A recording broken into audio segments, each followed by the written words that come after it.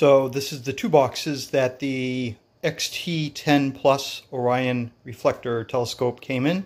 There's the base itself, and then the larger one is the telescope.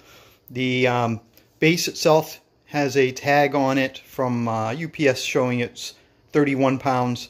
The scope is about 43 pounds. So we're going to put this together in somewhat real time. I have not put one of these together this size. I did put together my 4.5-inch EQ from Orion. So we'll see how this goes. So I don't have a lot of room to work here. I'm going to start by putting the base together, I think. So this is a, let me get this out of the way. This is a returned scope. This is one that it was a second by Orion, and I was able to get a pretty substantial discount on it. I anticipate that there is something that I'll notice with the scope itself as far as it being scratched or dented. I don't have any problem with that. My budget was really originally planned only to get an 8-inch, but I was able to get the 10-inch to go from the 8-inch Plus, or the XT8 Plus, to the XT10 Plus for about $140, which is pretty decent. So I do expect I'll see a little bit of a dent or scratch, or maybe some of both, but I'm assured that the optics are good on it from them, so we'll see how that goes. So we've got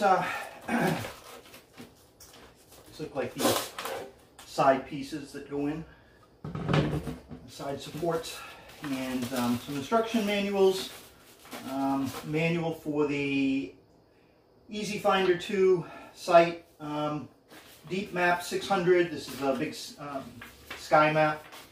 I'll look at that later on. And the instruction manual for putting together the scope itself. And we've got another side component here. And we've got a bunch of miscellaneous things in this bag. Let's see what we've got. This is a accessory tray that goes on the side. It holds one 2-inch, and I believe it's a 2-inch, and then 3 1.25-inch pieces. We've got what I think are the tightening knobs that go on the side, the tension knobs to hold the scope in position here. We've got a carrying handle. Some point that's going on there. Not sure what this is. It looks like maybe a base bolt for the bottom, hold the bottom in place.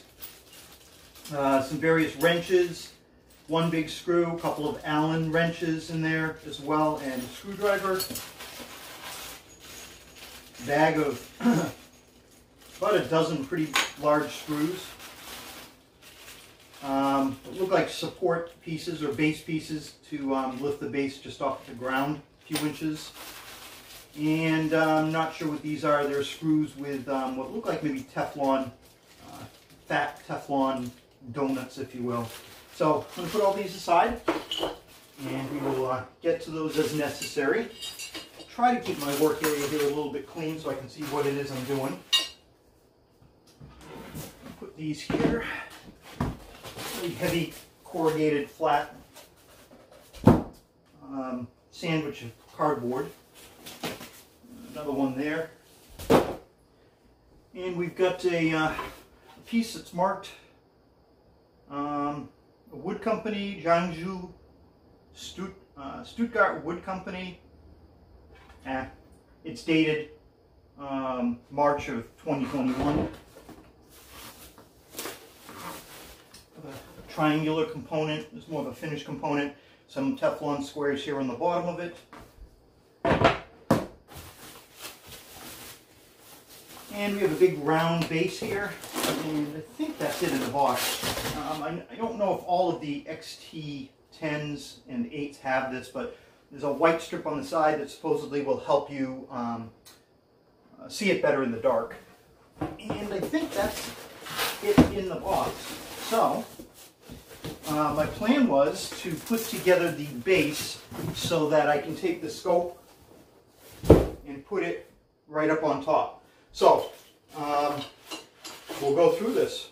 I'm going to go through the instructions and see if we can put this together the way it is suggested. Let me grab my glasses and move some of these pieces that I think I'm going to need back down, and we'll see how this goes. All right, this should be fun. Thank you for joining me for putting together a telescope. Okay, so we've got some plastic feet. That is these, and these are going to go into the bottom of the triangular ground plate. So we'll get to the ground plate here, and the bottom would probably be the piece with the Teflon. Looked like this is the bottom here. So I'm going to use the I'll use the screwdriver they gave me, and let's just play like I don't have any tools myself, because I don't have a whole lot. I do have screwdrivers, but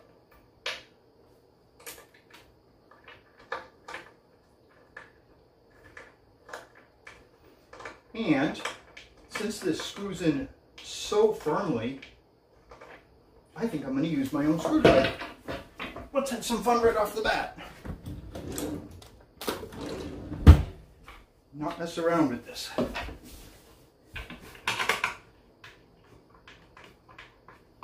That works much better. There's one.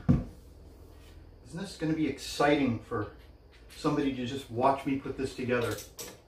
Oh my goodness, how much fun is that? I'd probably be watching it myself just out of curiosity.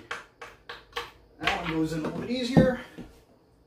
This is step one of, I don't know, I can see 13 steps on the instruction sheet.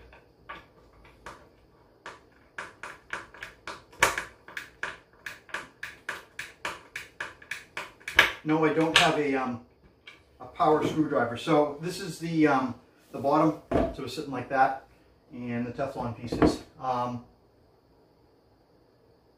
That's it for that step.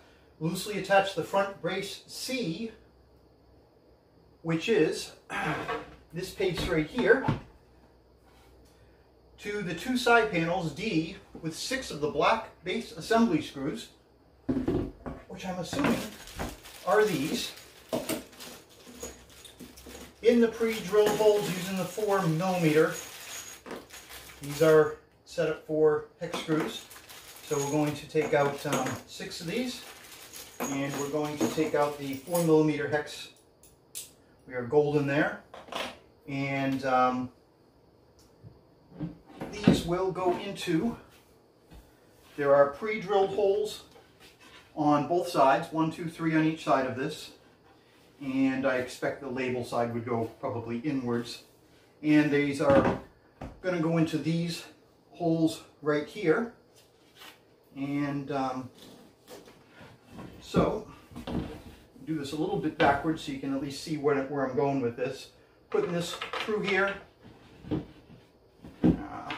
through there, and then it's going to go into the hole right here. And I can get that started a little bit with my hand, and then we will tighten it up. And it says to loosely attach these. So I'm going to go, I don't know what loosely attach means. It means not tighten? Does it mean leave it really loose? Do I need a lot of play? Am I going to want to back these off at some point? I don't know.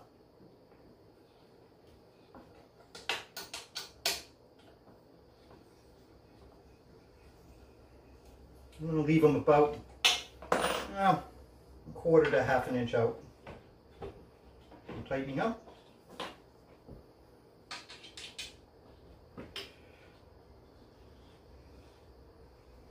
Probably about a half an inch or so. Maybe a little bit more than that. That's one side. Let's do this other side. I'm going to do it from over here, so you don't get to see it, unless you want to see the other angle for a change.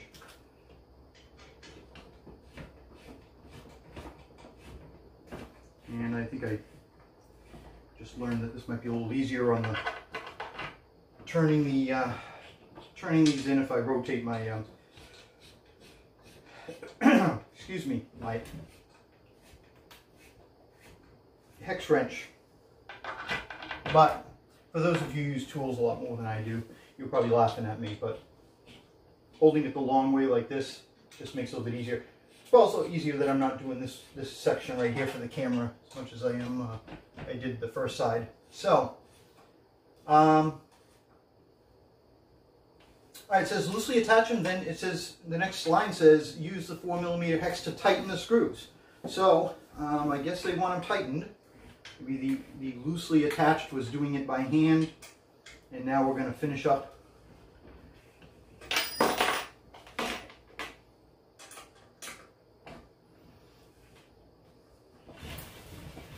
can at least give you a little bit of a view here. And it kind of pulls it right in.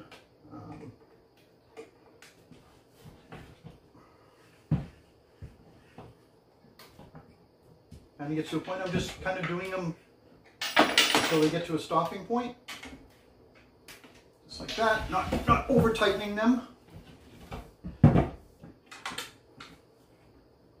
None of these components appear to be, have been opened up or used. There's no scratches I can see on anything here. Doesn't look like anybody has put screws through any of these, so it could be that the base itself was never used.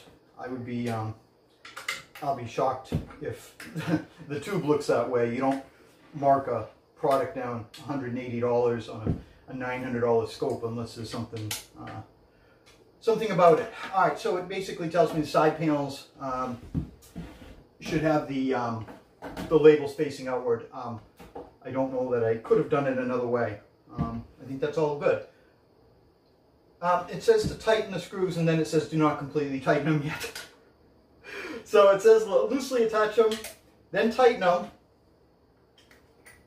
but don't completely tighten them.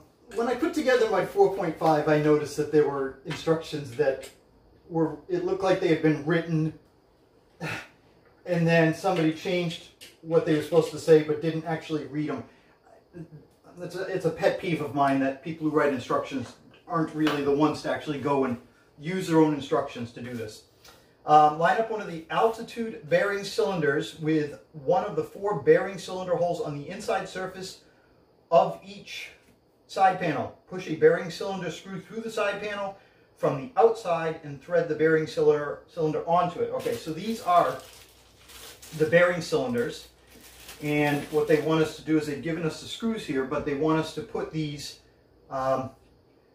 basically like this. Okay. So it says push the bearing cylinder through the side from the side panel from the outside and thread it onto it. You can tighten the cylinder by hand or if needed with the supplied 4mm hex key. Don't know if I need this to tighten it. In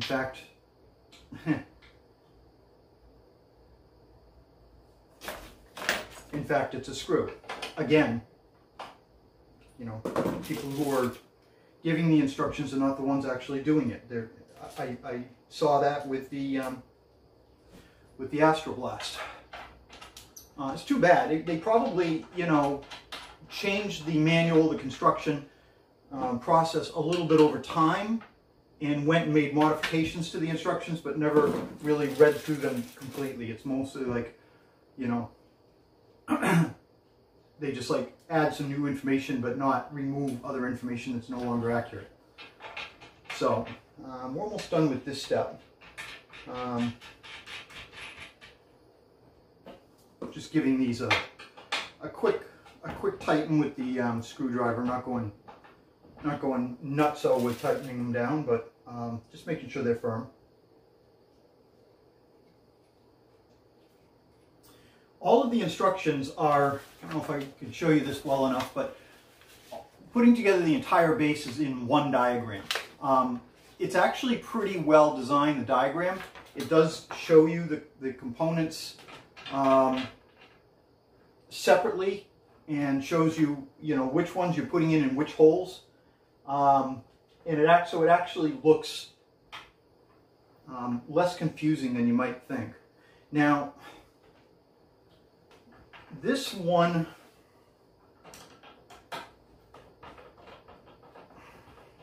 this may be just a freak thing. I don't know. This bearing cylinder looks a little different. I've got, well, it's probably a steel piece in the center, but I don't recall. Maybe they were all that way and I just didn't notice it. I think they probably were, yeah. And I'm not sure if those are supposed to go inside or outside, but I don't think it makes a big difference. Again, as I'm doing this, I'm finding a faster way to do it by having to redo it. That's much faster. Okay, attach the side and front panel assembly to the top ground plate with the remaining 6 base assembly screws in the pre-drilled holes. Tighten all 6 screws. Okay, so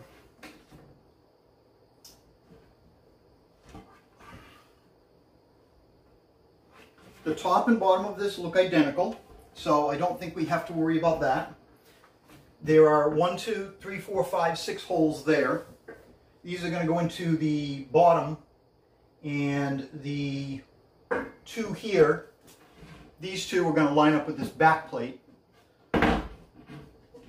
And so we have 1, 2, 3, 4, 5 screws, and 1, 2, 3, 4, 5, 6 holes. There is 1 screw in the bag with the wrenches. That's number 6. Again, quality control, people. All right, so let's get this going. Now, I'm going to lay this on its side here and try to carefully get a couple of these installed so that I'm not torquing all of this too much. I can't lay it on its base, so I don't know if you can see what I'm doing. I've just lifted it up on my foot, and I'm going to screw these in to get them started. That will be 1. Let's get this one in here. That's 2. Those are just at least lined up, and I'm going to line up one of the ones on the base, the back plate, if you will. Or, okay, and we're calling that the front brace, so I was backwards with that. Okay, so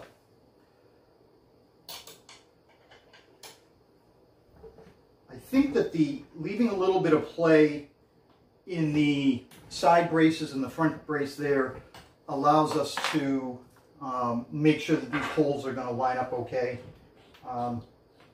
Just from putting other things together, if you put something together rigid, multi-panel rigid, and it's not lined up, if it's too rigid, you go to connect it to another piece, and the holes sometimes just don't quite fit together. So by leaving the initial pieces loose by, you know, like I said, I gave it a ½ inch.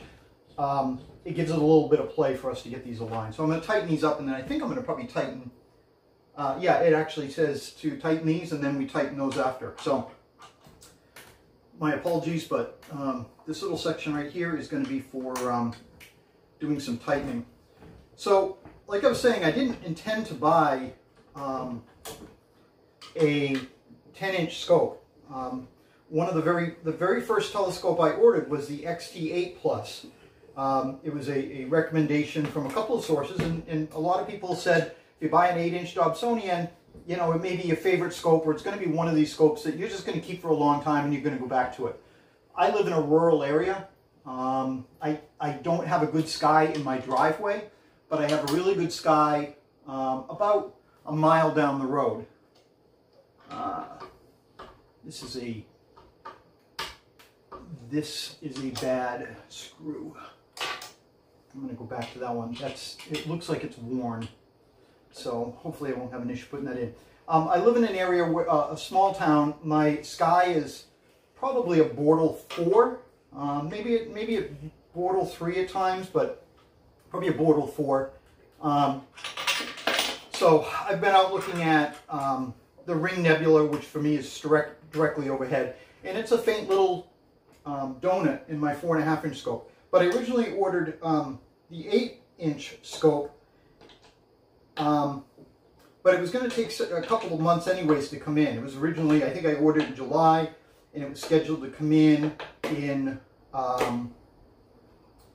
early September, mid-September. It got pushed to the end of September, and while I was waiting for it to come in, right around the time it was supposed to ship, I get an ad from Orion saying that we've got a couple of screws here that are a pain in the butt to turn. I may need to find another solution for this because these are somewhat stripped. So, anyways, I got a notice saying that there was a second, factory second for one of these, and I think it was originally marked at like $8.99 and it was down to $7.19. And I said, well, you know, it's going to cost me $140 more out of my pocket to go from the 8 to the 10 for, I believe, just going from the Plus model to the Plus model. And for the $140, went online, talked to a bunch of people, and they said, it's worth it if you can do it. So I didn't intend to buy the 10. That's what I've got, and I'm happy that I ordered that. These are just stripped enough that this is not going to go as easy as it should. And I'm debating, I think what I'm going to do is,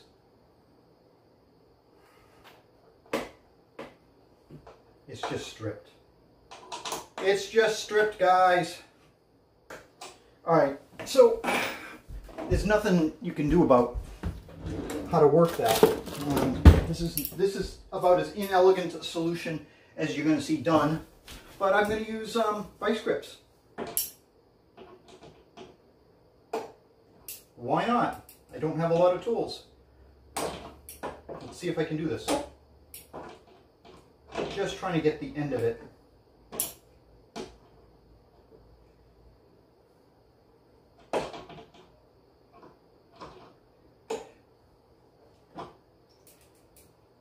Not the right solution. My dad always said, use the right tools for the job. This is not the right tool for the job.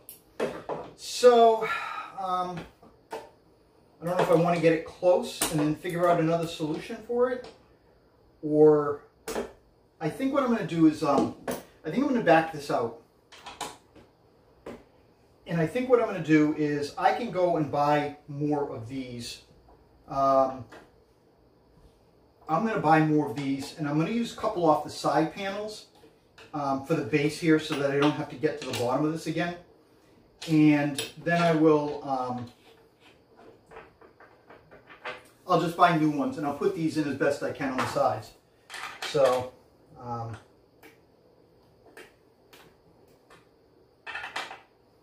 that's what we're going to do on that. So anyways, I didn't plan on getting the 10. I've got the 10, and I'm happy that I did, and I'm really interested to look at some of the other things that I've, some of the things I've already seen, a couple of Messier objects, and some globular clusters, and the planets and things like that, and compare what I'm seeing in the 10 to what I'm seeing in the 4.5. I've also got a 70mm refractor, which is an older Meade 228 brass telescope, and I haven't had a chance to really get out and play with that a whole lot, but from what I can see, I think it's got like a similar magnification power to the 4.5, or I don't know, I could actually probably just do the math. I really need to learn how to do that a little faster and really learn what I've got for magnification power on the scopes. But anyways, so what I'm going to do is I'm going to jump ahead here. I'm going to pause the video. I'm going to pull this one out, same thing, replace it with the side, and I'm going to tighten everything down, and once I do that, I'll start it up again. So we'll be back there in just a second. So I don't know if you could see exactly, if I can get that lined up. You can see that it's sticking out maybe 1/2 inch. I did the middle one on each of these. This plate is attached at the top, and it's attached on the bottom. So it's attached in 3 points, I should say. So it's pretty solid. What I'm going to do is I'm going to see if I can buy a couple more of these at Home Depot. If I can't, I'll get in touch with Orion and get those straightened out. So anyways, that's where that stands right now, but it's solid. It feels good right now. They do look like there's some wear and tear on them. So I don't know if maybe they just threw a couple that got returned in the box, but somebody stripped them before they got here. They turn a little bit, but once you get any kind of force on them, they kind of die out. So now it says to turn the base on its side, and it says to insert the longest of the 3 black plastic bushings into the hole in the center of the top ground plate.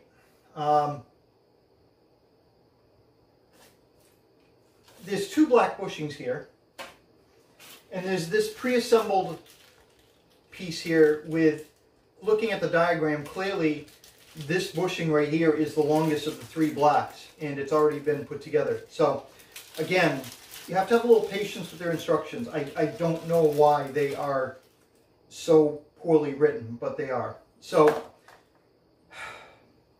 we've got a nut, a couple of washers here, a white component, a little Teflon, a bushing, and a bolt.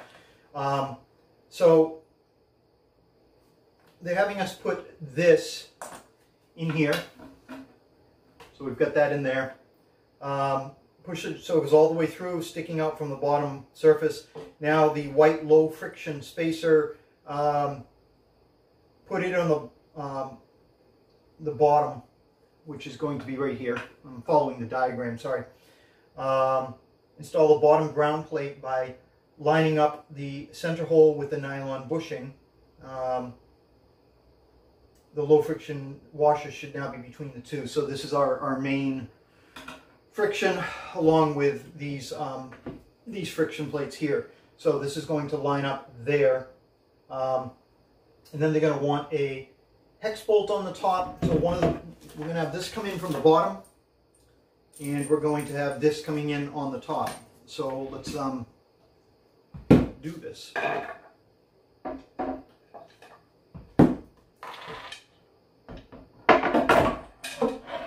That was sloppy.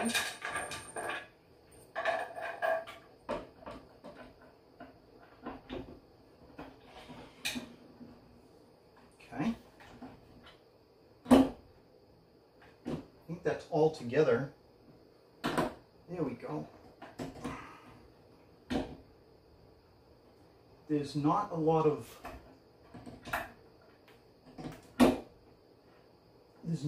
play. When I'm looking through here, there isn't a lot of space to put the there's no place to screw in the nut on top of that, and that is how it's supposed to go. So something isn't quite right here, because it's almost like that's in too far. Try this one more time. It doesn't feel like this. It feels like this is supposed to go into this hole. Yeah, it is. Okay, well that's not very clear. So this has got to go into here as well.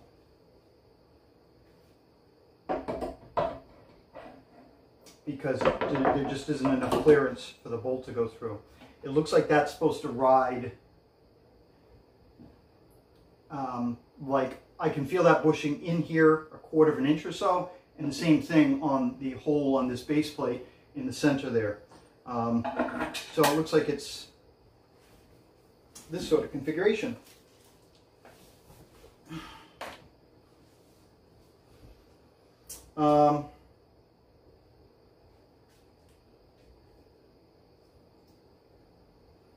And I sit here and I say things about Orion, and I hope that I'm doing things reasonably well or accurately.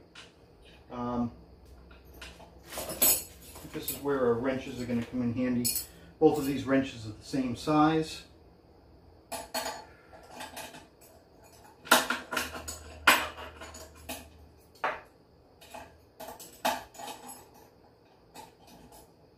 It's a pretty firm. I can't thumb twist it by thumb at this point. It's got to be.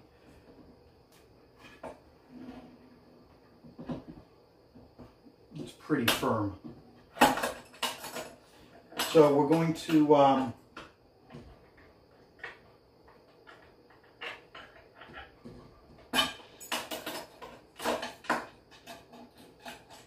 trying to read and do something at the same time and narrate what I'm doing, if you will. It's a great combination, as you can see.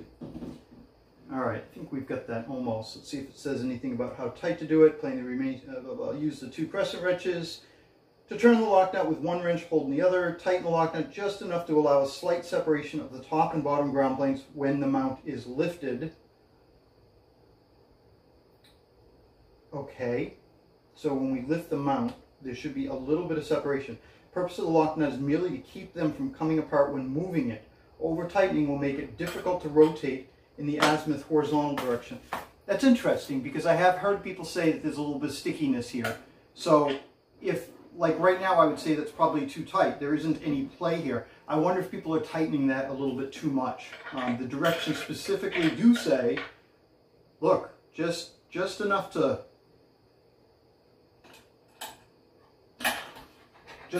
keep these components together, not to tighten them onto each other.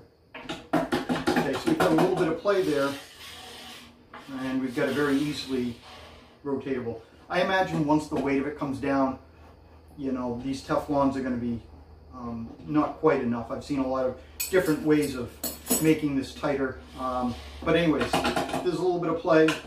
1/8 of an inch or so. Okay, so that's that. To attach the handle to the front of the base. Okay, so we're going to bring this around. The handle is going to go on the front here. Yeah, I can see that that's going to be a little tight. It moves, but it could move smoother. What are you going to do? We'll make adjustments when the time comes.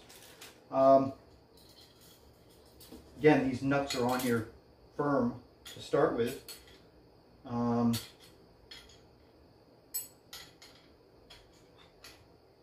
It's a 3-way wrench using this side piece to get these off here.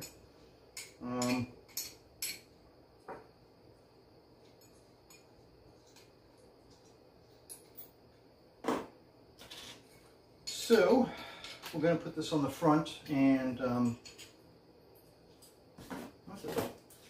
just want to make sure I put the handle on right. Okay, so the angle piece is on the top.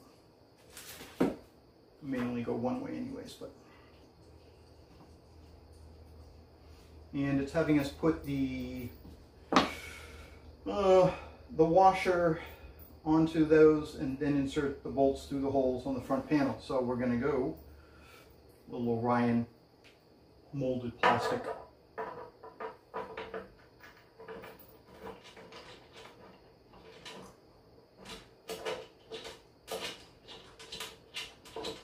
Put that on there. I'm going to do the same thing with this bottom one, and we'll tighten those up.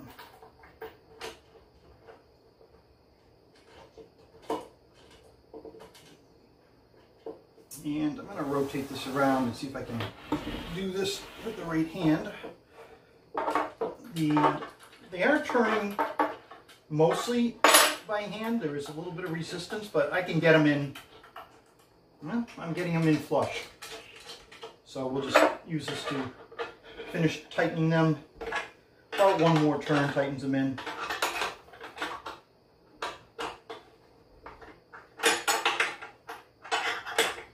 And this I don't imagine is going to get moved around a lot. I mean, the handle's not going to get a little awkward to do that. Not a big deal. That's step 11. We have a total of well, we're almost done with the base. In the hole near the top of the left side panel, insert the shortest of the 3 plastic bushings. In the hole near the top on the right side, insert the middle size. The latter bushing is longer than the width of the side panel by about 1/4 of an inch, so that's by design. So the right, well, which side is the right? Okay, they're telling me that the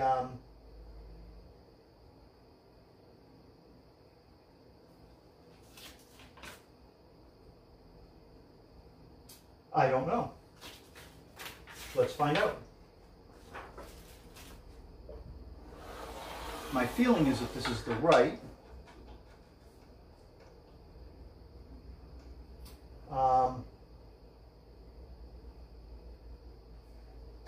But I would be wrong. No, I would be right. They're having me put the longer one, which they're saying is R, here, and the shorter one, which they're saying is Q, here. This fits flush on both sides. This sticks out by about 1/4 of an inch. And based on the diagram, the shortest of them is going into this side. So that's that. We're going on to the eyepiece rack. We have one wrench here that we haven't used yet. And going to the eyepiece rack. Wrench, wrench, wrench, screwdriver, screwdriver, wrench, wrench. We have an extra bushing here. I don't know what that's for. An extra bushing and an extra washer. I don't see anything on there. There's also a small plastic piece with an adhesive that we haven't gotten to yet. It would not surprise me if they they go somewhere else entirely and we just haven't got that yet. I've run into that as well sometimes. So this is only going to go on one side. And it looks like it's set up to drop down. It's keyed so that you would basically not completely tighten it. Yeah, they're telling you to put them in most of the way, but not all the way. That's a good idea. I don't like the idea of putting the rack on and leaving it on there. It's just bulky. It adds to the width of it. I just put those on there, and then if you can see how those are on there, I'm going to just tighten them a little bit, but I'm going to leave them loose enough that they're going to require just a little bit of effort to put on. So that's it. Holds it well enough. That, my friends, is the end of part 1. Now they're going to want me to open up the next piece. We have the tension knobs here. We have this extra nut, extra washer and bushing. And we've got this other little plastic piece. It's a little plastic trapezoidal. It's a 4-sided square, trapezoidal sides, and some 3M sticky tape on the bottom. So if we need these, we'll get to them. I'm going to pause the video, move a couple things around, and we'll continue in just a second. Okay, let's take a look and see what we've got inside the box. Let's see what condition this is in. Not going to be disappointed if you've got some scratches and dents. I fully anticipate that. Hopefully it's not too bad cosmetically. Hopefully somebody just dropped it, wasn't happy that they dropped it. I don't know what Orion's policy is on stuff like that, as far as, you know, how much they mark something down. Do they mark it down a set value, or do they, you know, one by one look at it and go, well, that's a really minor scratch, so we're not going to mark it down very much. Or this has got a pretty big dent, so we're going to take it in a different direction and mark it down a lot. In here we've got a, this is the, basically the same book as we've been working from. Instruction manual and instructions in use manual. We've also got product registration, a free copy of Starry Night Special Edition Astronomy software. I am not familiar with it. I probably should be. I will definitely go and download that. Take a look, see what it is. Does a lot of, it's got sky simulations, including telescope control. We'll take a look at it, see what it is. So, that's that. That's first box. And then we've got another box within a box. And I think that it goes all the way down. So, I'm going to carefully cut into this one.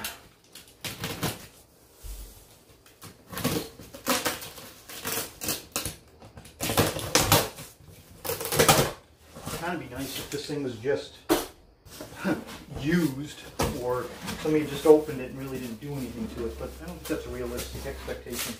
Okay, as usual, I think it's fairly well packed, double boxed for your protection, lots of fairly heavy duty foam that's going to catch most stuff other than some big banging around. Got an accessory box. This looks like it's been beat up a little bit. See if I can see what's in here. We've got that's a collimator cap, the Easy Finder scope, and what looks like a 2-inch with a collar for taking 2-inch eyepieces. I'm going to keep everything under where it's supposed to go. This looks like the 28mm 2-inch eyepiece. It's an Orion. Feels like there might be more in here than that. No, I don't have any 2-inch eyepieces. This is my first 2-inch eyepiece. These things are big. Look at how big that is. That's crazy. Okay, cool. It's Orion Deep Eye eyepiece. It doesn't have any other specific names on it. It's made in China. It will do me fine until I decide to upgrade my eyepieces, which is something I will definitely need to do. Should have a 10mm in here, probably a Sirius Plossel, which is exactly what that is. And then I should have a 2x Shorty Barlow lens. I've already got one of these as well. This is the second one of those. So somebody has suggested taking the 2x Barlow lenses, and you can take one of the pieces off of them, and basically it will work as like a 1.5 times. So I might do that with one of these so that I have a little bit more flexibility. I can take a 10mm eyepiece, and then I can use it with a 1.5 and a 2 without having to unscrew and screw things in. That's all that's in this accessory box. It looks from this angle like the scope is coming out next. So what I'm going to try to do, I'm going to try to leave it in the plastic. I'm going to try to lift it out and put it right here on the ground.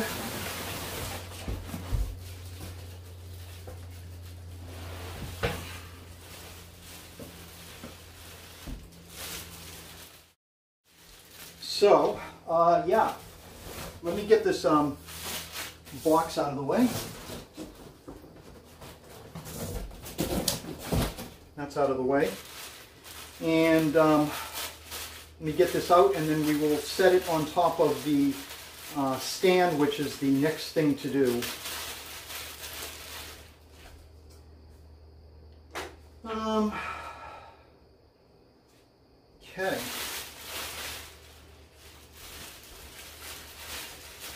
This will be the first time I'm moving one of these around.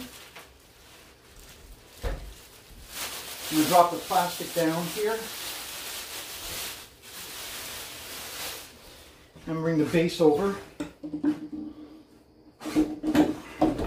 Now what do they call them? They are the altitude bearings are going to go onto basically the bearing cylinders here, because what they're referring to those as. I'm going to lift it up and place it on there. And so yeah, let's do this. Don't know what I'm doing.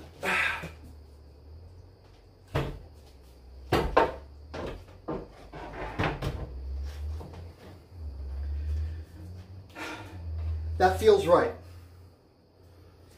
So I'm going to try to move the camera a little bit here so that we can get a better view. Hang on just a second. So, what I can tell you is this.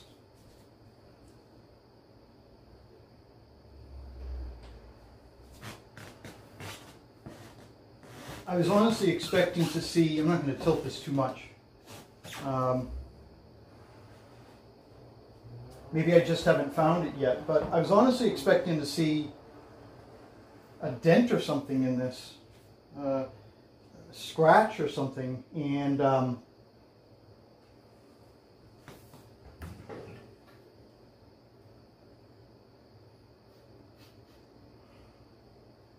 smells like it's been painted recently. It looks beautiful. It really looks like it's in good shape.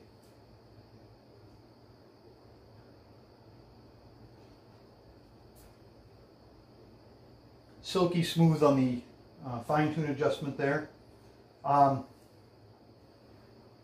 Very early on, maybe I'll find something wrong by the time we're done with it. Very early on, I'm very happy with it so far. So, very happy with the condition. So, all right. So let's go on with it.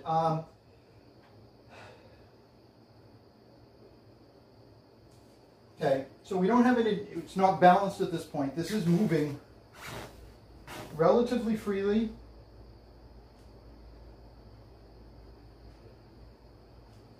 That all feels very smooth. Little bit of pressure to get it to move, very, very little, not very much. To get it to move sideways. I don't think it's sticking. You know, there's this initial friction a lot of times when you press on it. It's like you push, push, push, and then it snaps forward and then it moves more freely. This, hard to say.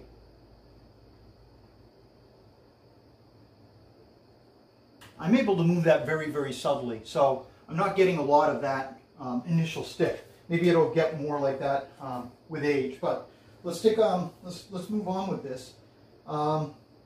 It says that it's not yet properly balanced because the eyepiece is not in, but next step is now insert the bolt of one of the altitude axis coupling knobs through the bushing in the right side panel and turn the knob to thread the bolt into the threaded insert of the tube until the side bearing until it stops and it's lightly tightened. So if we're going in on the right side here, you can't see what I'm doing. But we're putting this in here, and it's lightly tightened there. I think that's what all they needed me to do on that side. Thread it till it stops, and then the knob is lightly tightened.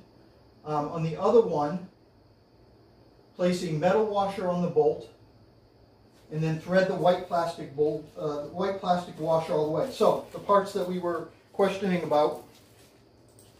These two here were in the other box. So it's going to have us put the washer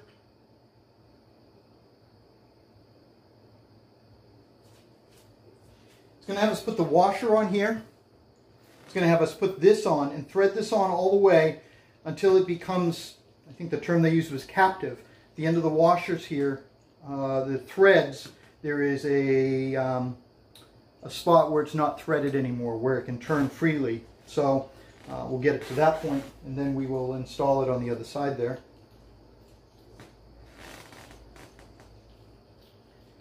Almost there. Okay, so there it's gone in past the threads, and then we can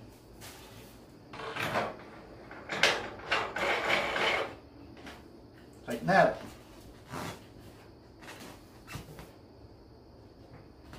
Okay, so it's holding that in pretty well.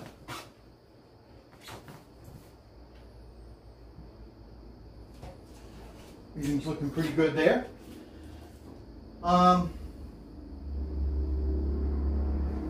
Okay, so this one is known as the tensioning knob.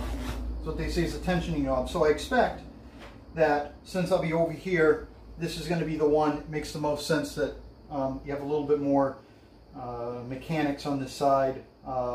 Maybe it's got a little bit more, that's pretty solid. It's just metal clamped on, screwed on as hard as can be. This gives you a little bit of play with this, the Teflon washer in there, as far as maybe giving it a little bit of squishiness, so it's not just a hard and fast lock. Not sure. But anyways, that's on there. And then we're on to the Easy Finder, which is pretty straightforward.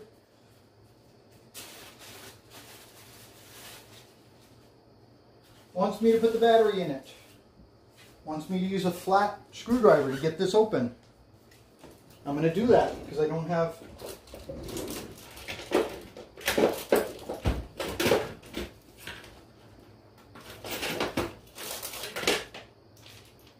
Want to see how sad this is?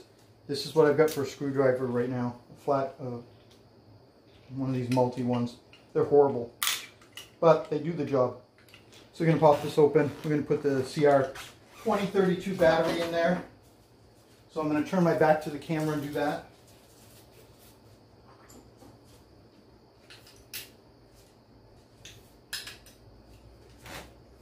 Before I put this cap back on, I'm going to make sure we're getting our light, which we are. And that's working pretty well. I'm going to eventually replace the Easy Finder 2. I'm okay with it, but a lot of people say there are better options out there, so I'll definitely look into that at some point. The Easy Finder 2 that's pictured in the book does not match this Easy Finder 2. They don't look the same. Not a big deal, but there is a slight redesign. So we're going to slide this in here.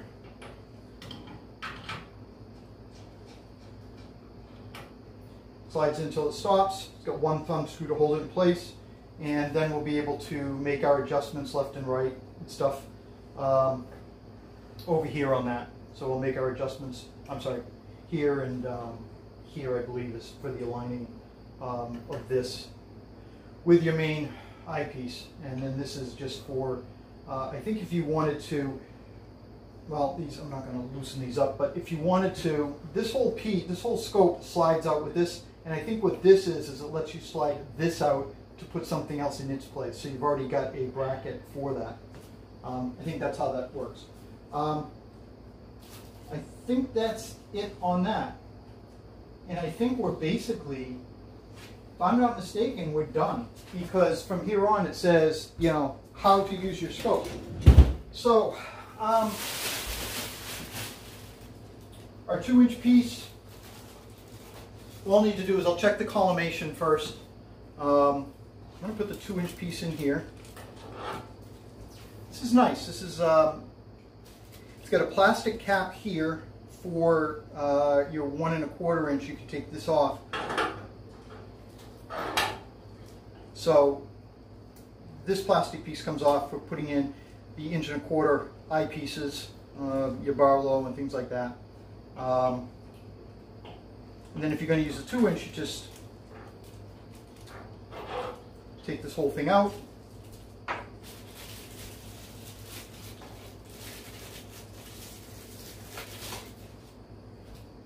And you would take your 2-inch, slide that puppy in.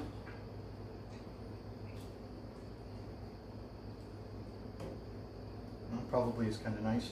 I'm going to have to read about 2 inches versus 1 1/4. I don't have a lot of experience. It's my first, I mean, look, I really don't have much experience with telescopes in general. So what I'm going to be able to see, or how things are going to look different through the 2-inch, is it simply that you have a wider field of view? Are you seeing, I would expect that a 28mm is the same magnification strength on whether you're using a 2-inch or a 1 1/4, and it simply comes down to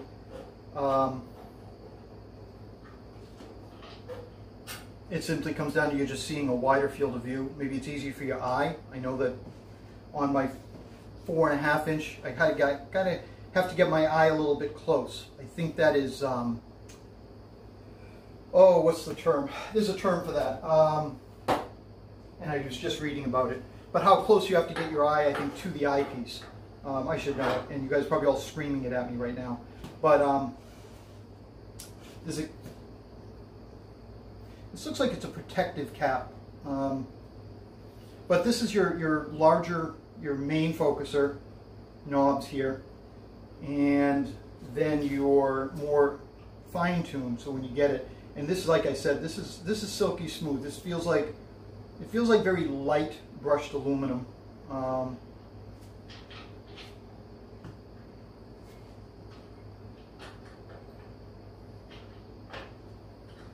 Just playing around with everything there. So let me see if I can rotate this around and give you a final view of what we're talking about here.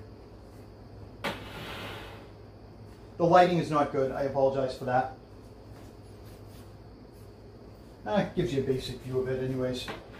I'm going to do some comparisons. I've got a smartphone adapter I can use. I might be able to use it with the 2. I'm going to try to use it with the, I know I can use it with the 1 1/4.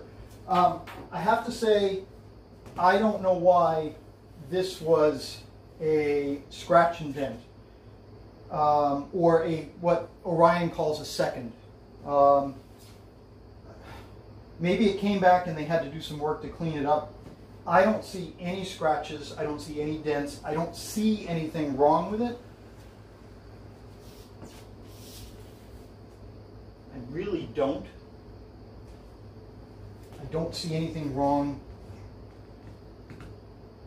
with the glass. I'm just